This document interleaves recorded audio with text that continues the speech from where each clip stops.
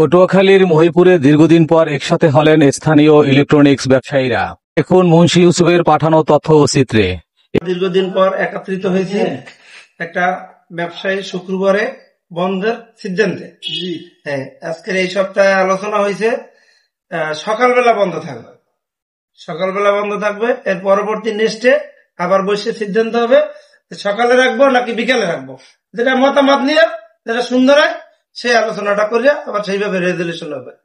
হ্যাঁ, আজকের সকালে বন্ধ থাকবে,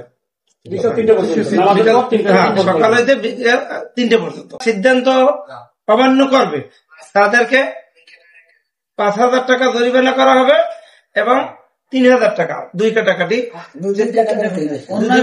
হ্যাঁ, এটা সবাই মান্য। আমরা তো সবাই ব্যবসায়ী পাইবে, এখানে তার বাইরের কোনো লোক নাই, এখানে অশিক্ষিত লোক নাই, অবুঝ কোনো লোক নেই। সবাই বুঝের মাধ্যমে সবাই যার যে মাথায় নিজের কাজ করিয়া নিজে কাজ করবে। কারণ নিজে যদি অন্যায় করেন আরেকজন কিছু করতে পারবে না, যার যে সিদ্ধান্তে এ কাজ করবে। এক সময় যারা একই সাথে ব্যবসায়িক সম্পর্কে হাসি, আনন্দ আর বন্ধুত্বের বন্ধনে আবদ্ধ ছিলেন, নানা ব্যস্ততা ও সময়ের কারণে তারা আর একত্রিত হতে পারছেন না। অবশেষে অনেকদিন পর আবারও একই প্রেমে ধরা দিলেন তারা। উপস্থিত ব্যবসায়ীরা জানান, এমন মিলন শুধু স্মৃতিচারণ নয়, বরং পারস্পরিক সম্পর্ক দৃঢ় করার এক অনন্য উপলক্ষ। সকাল থেকে 3টা পর্যন্ত, নামাজের পর পর্যন্ত আমরা বন্ধ রাখবো আপাতত। এবং এখানে অনেক ব্যবসায়ী হয়তো উপস্থিত হতে পারেনি এবং অনেকেই উপস্থিত হয়েছি। যারা উপস্থিত হতে পারে নাই তাদের সাথে গিয়ে আমরা এই বিষয়ে আলোচনা করব। এবং আমরা যে রেজলিউশন খাতা করেছি, একটা অস্থায়ী কমিটি করেছি, সেই কমিটির